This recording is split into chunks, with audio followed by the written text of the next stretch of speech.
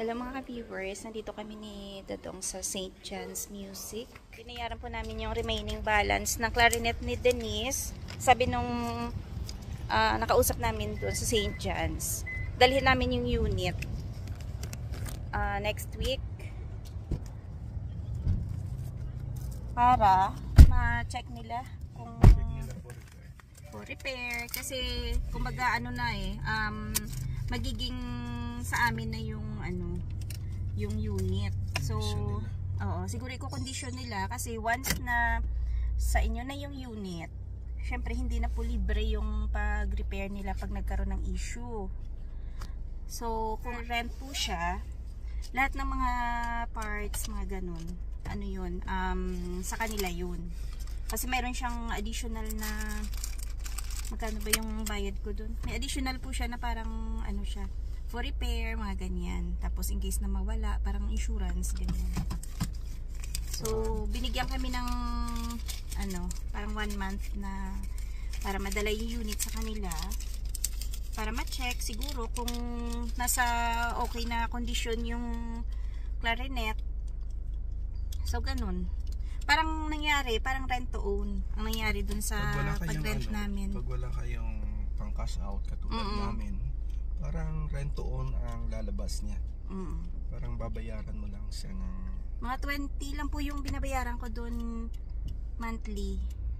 So kung halimbawa yung anak po nyo ay hindi naman masyadong interesado sa instrument or sa pagsali sa banda, may chance kayong ibalik, 'di ba? Unlike na kung halimbawa nabibili mo talaga siya ng cash, syempre kumbaga binayaran mo na ng buo, hindi mo na maibalik yung pera na pinambili mo. So, yun din yung kagandahan kung yung nagre-rent ka lang kasi may option ka na pwedeng ibalik at ayun.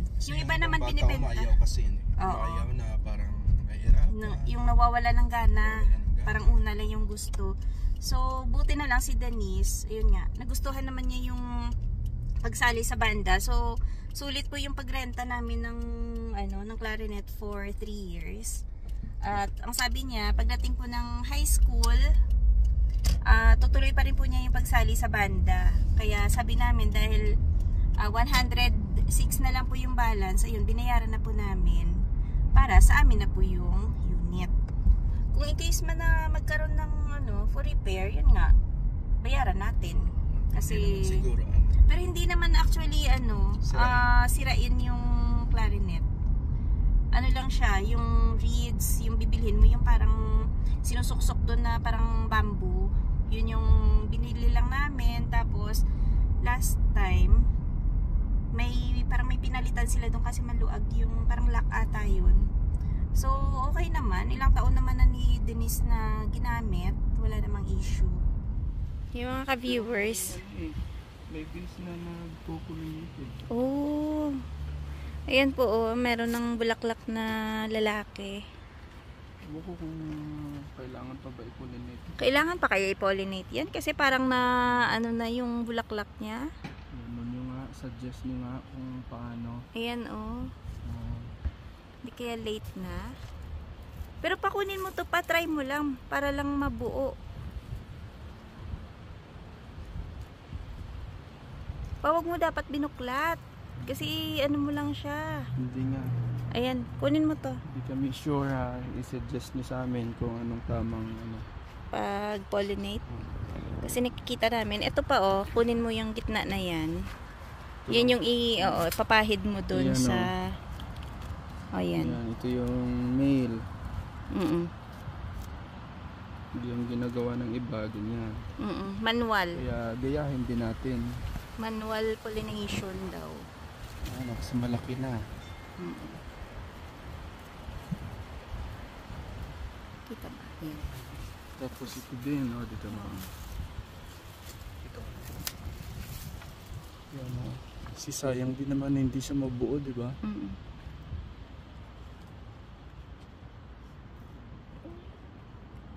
Try lang natin kung tama yung ginagawa natin.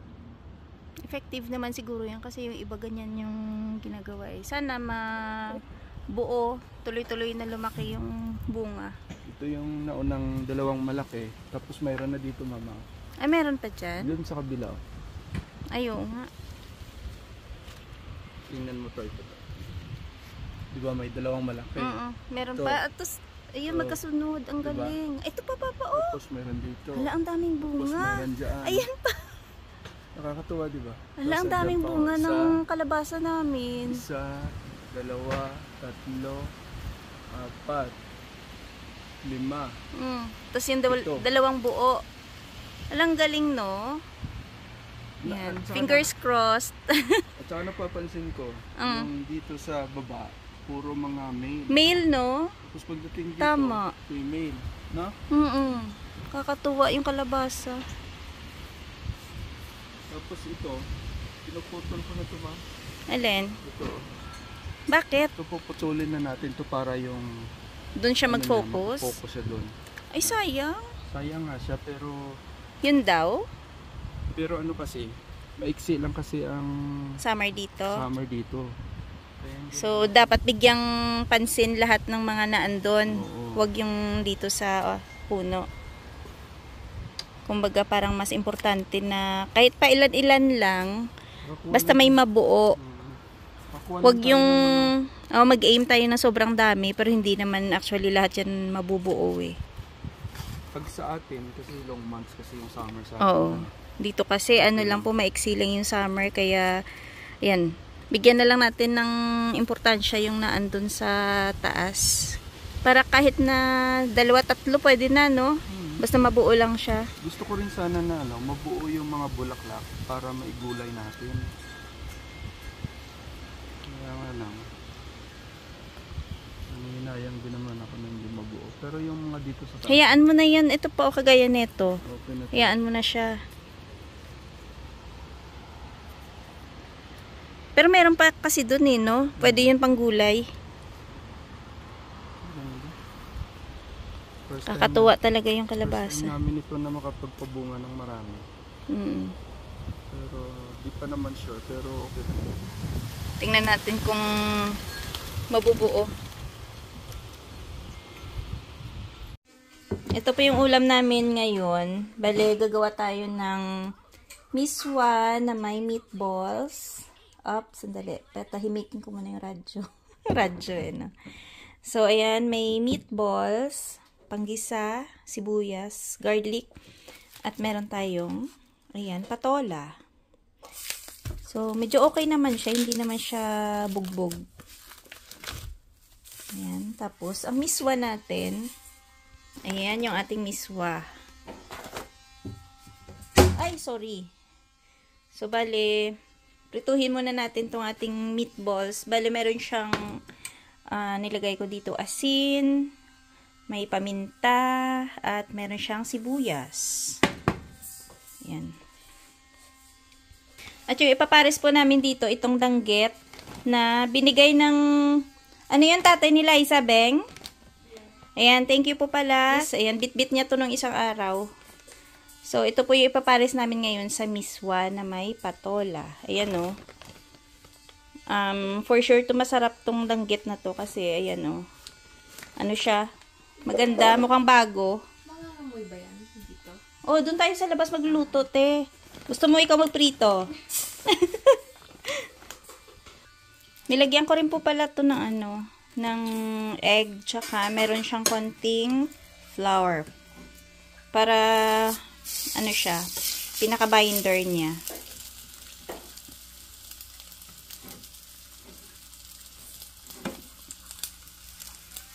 Ayan.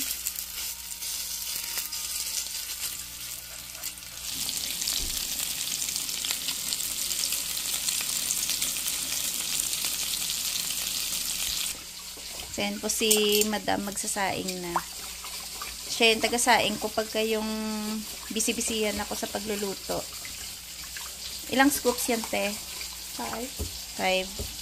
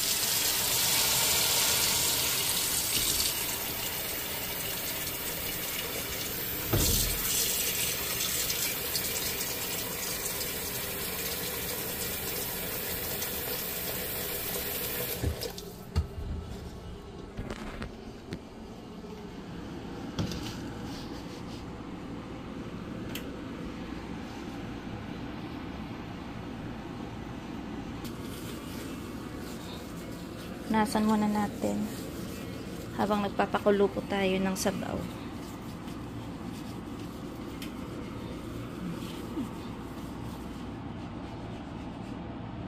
Lalagyan ko po siya ng maliit lang po na pork cube. Mga 1/3 siguro. Ayan. Tapos mamaya timplahan natin ng asin tsaka patis. Pwede na natin ilagay yung patola at ating miswa.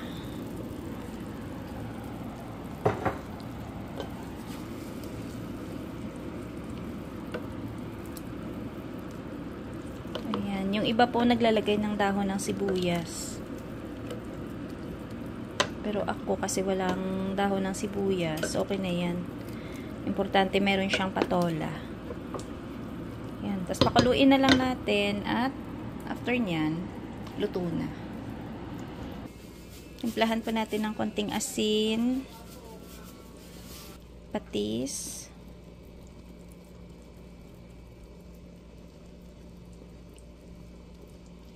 syempre dapat may paminta. Op.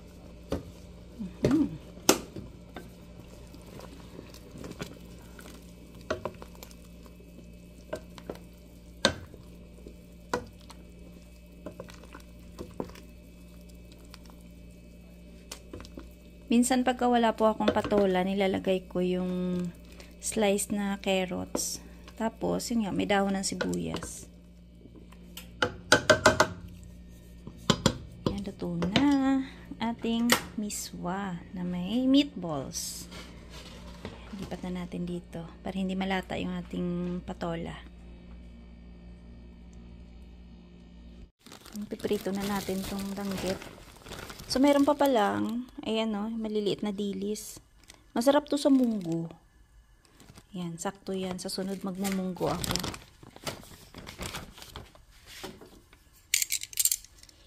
Pagka nagluluto kami ng medyo maamoy, gaya na tutuyo, dito kami sa labas, basta maganda yung panahon. Dali. Dali kasi masunog yung danggit pagka malakas yung apoy. Ayan. Up.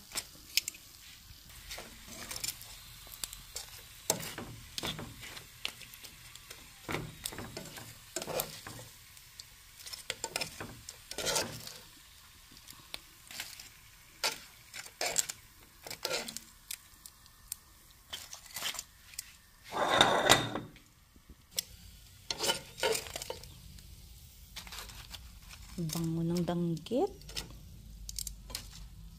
Ayan, luto na. Up.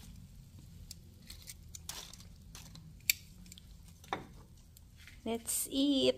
Dadong, kunin mo na tong danggit.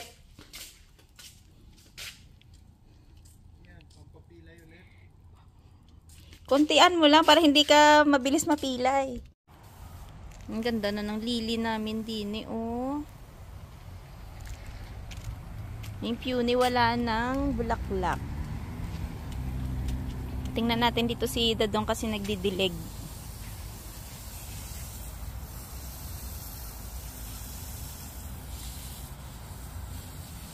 In fairness, lumaki na yung mga eggplants dito, no? Dating late-late, ano? After umulan pa. Na? Sana maka-harvest tayo.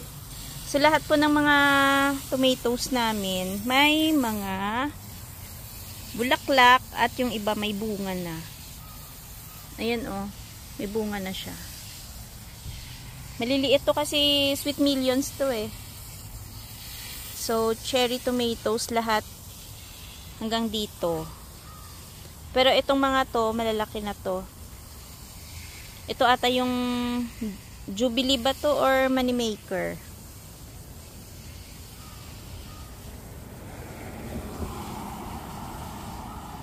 Ay, ito. Malalaki na yung bunga niya, oh.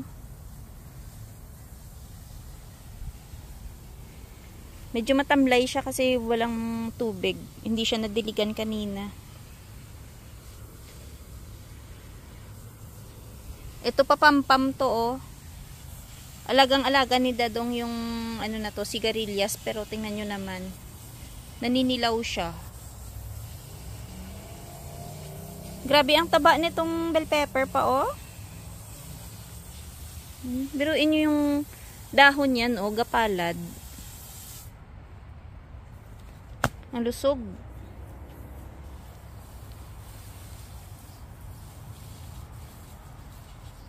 Buti na lang abot dito yung gripo, no? Yung hose.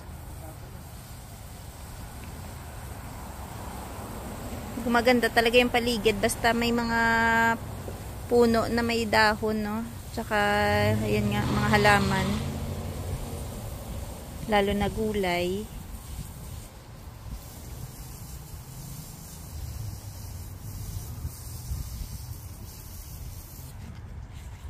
Ito, meron po kaming ganyan, oh. Ha? Nalayong ba yan? Layong ba? Hindi naman. So, meron kami ditong ganito, oh. Maliliit na daisy. Ang cute. Buti na lang nakaraan, hindi namin binunot to.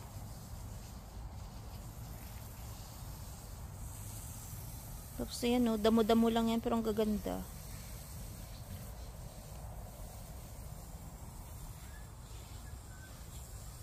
Ayan, ang kamatis namin dito, lalaki na. Ang bilis talaga nilang lumaki.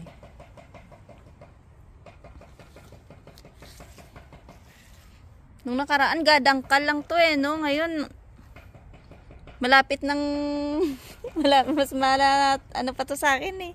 Mas matangkad pa sa akin to sunod. Ito yung Roma. Ang dami ng bunga. Yan, oh.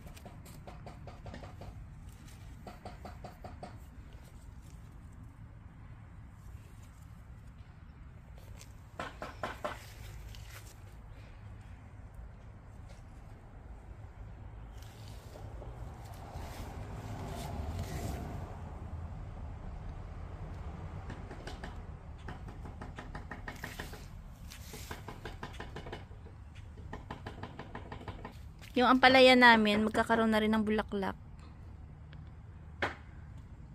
Kaso lang hindi siya ganun kasigla. Ito yung sili.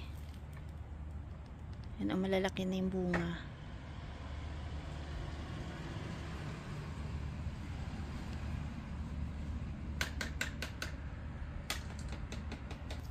Yung bell pepper, ang dami na rin bulaklak, oh.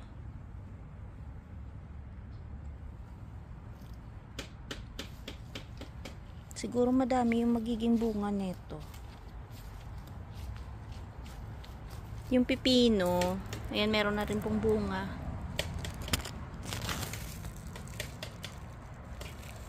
Ayan.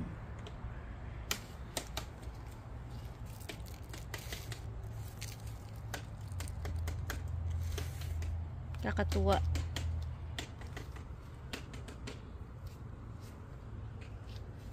Ay, meron ng bunga yung strawberry.